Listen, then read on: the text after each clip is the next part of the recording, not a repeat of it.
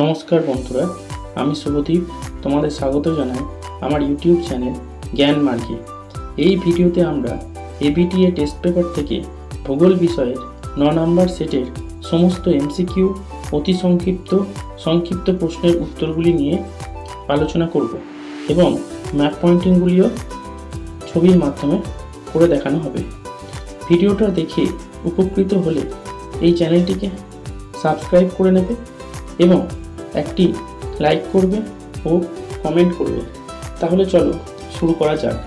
দেখো, বিভাগ কয়ে বলেছে একের বিকল্প থেকে সঠিক উত্তরটি নির্বাচন করে লেখো। 1 উচ্চ ভূভাগে নদীর সঞ্চয় কার্যের ফলে গঠিত ভূমিরূপ হলো, এটা হবে অপশন গ পলল পাখা। 2 কোনটি জৈব বর্জ্য? এখানে অপশন হবে গ ধানের খড়। 3 ঋতু পরিবর্তনের ফলে যে সমুদ্র স্রোত তার প্রবাহের দিক পরিবর্তন করে তা হলো অপশন খ মৌসুমী স্রোত।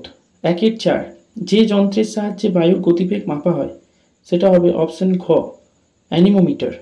5 মরু ও উপমরু অঞ্চলের লবণাক্ত হ্রদকে বলে অপশন ক প্লায়া।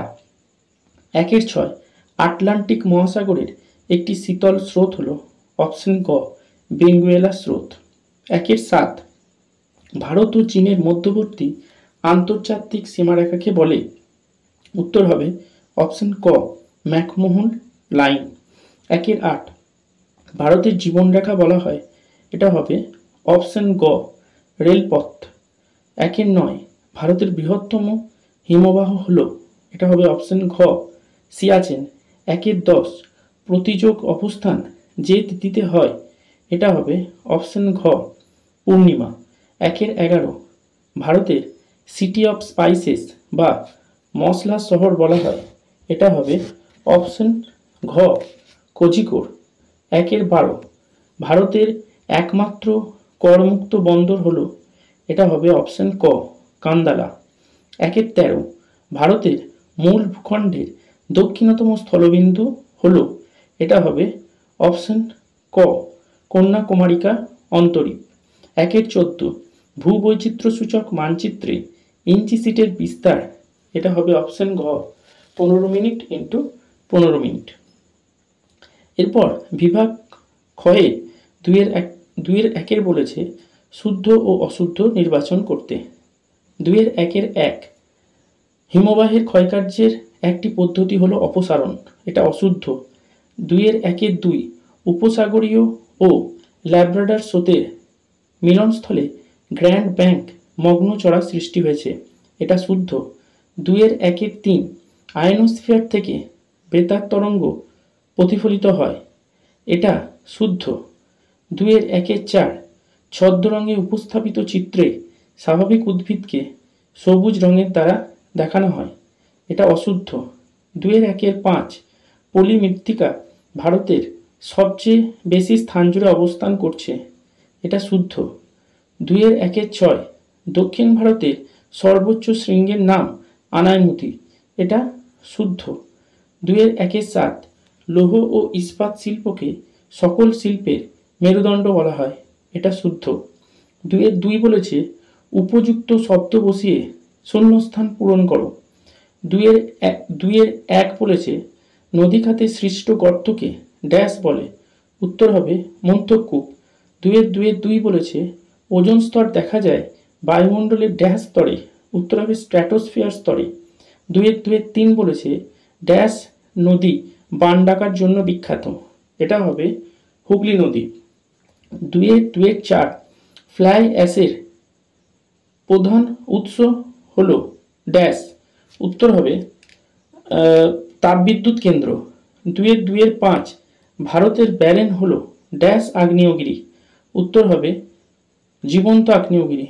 2-6 ভারত পাকিস্তানের সীমারেখার নাম হলো র্যাডক্লিফ লাইন। 2-7 ড্যাশ শহরকে ভারতের সবুজ শহর বলে, উত্তর হবে চেন্নাই। এরপর 2-3 বলেছে একটি বা দুটি শব্দে উত্তর দাও। 2-3 1 পর্বতগাত্র ও হিমবাহের মধ্যে যে সংকীর্ণ ফাঁকের সৃষ্টি হয় তাকে কি বলে? উত্তর হবে বাকসুন্ড। 2-3-2 সমুদ্রপৃষ্ঠে গড় বায়ুর চাপ কত? উত্তর হবে 1013.25 মিলিবার। 2-3 কোন বায়ুপ্রবাহে ইন্ডেক্স সাইকেল দেখা যায়? উত্তর হবে জেট বায়ু।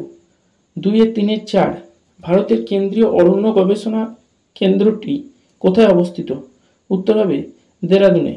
2-3 কোন মাসে ভারতে মৌসুমী বায়ু প্রবেশ করে? উত্তর হবে জুন মাসে। 2-3 ভারতে সবুজ বিপ্লবের ফলে কোন শস্য উৎপাদন সর্বাধিক বৃদ্ধি পায়? উত্তর হবে গম। 2-3 কুমায়ুন হিমালয়ের হ্রদগুলিকে কি বলে? উত্তর হবে তাল। 2-3 চেরি ব্লসম কোন রাজ্যে দেখা যায়? উত্তর হবে কর্ণাটক। এরপর 2-4 বলেছে বাম দিকের সাথে ডান দিকের স্তম্ভ মেলাও। এরপর 2-4 মাজুলি, এটা হবে অপশন 4 বৃহত্তম নদীদ্বীপ। 2-4 সড়ক পথ, এটা অপশন 3 সোনালী চতুর্ভুজ। 2-4 ইউট্রোফিকেশন, এটা অপশন 1 জলজ প্রাণীর মৃত্যু। 2-4 মরুদ্যান, এটা 2 মরু বসতিযুক্ত অঞ্চল। এরপর বিভাগ গয়ে 3 বলেছে নিচের প্রশ্নগুলির সংক্ষিপ্ত উত্তর দাও। 3-1 লোয়েস সমভূমি কাকে বলে? উত্তর হবে জার্মান শব্দ লোয়েসের অর্থ স্থানচ্যুত বস্তু।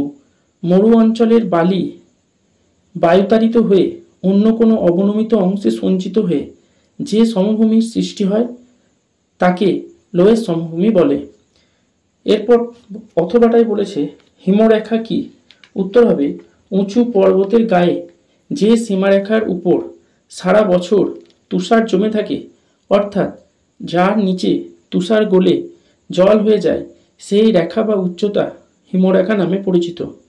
এরপর 3-2 বলেছে অ্যালবেডো কাকে বলে? উত্তর হবে সূর্য থেকে আগত তাপের প্রায় 34% বায়ুমণ্ডলে অবস্থিত মেঘ, ধূলিকণা, ভূপৃষ্ঠ প্রভৃতি দ্বারা প্রতিফলিত হয়ে মহাশূন্যে ফিরে যায়, একে পৃথিবীর অ্যালবেডো বলে। এরপর অথবাটা বলেছে মগ্ন চড়া কি? উত্তর হবে শীতল স্রোত বাহিত হিমশৈল উষ্ণ স্রোতের সংস্পর্শে এসে গলে যায় এবং হিমশৈল বাহিত কর্দম ও শিলা সমুদ্র তলে সঞ্চিত হয়ে যে চড়া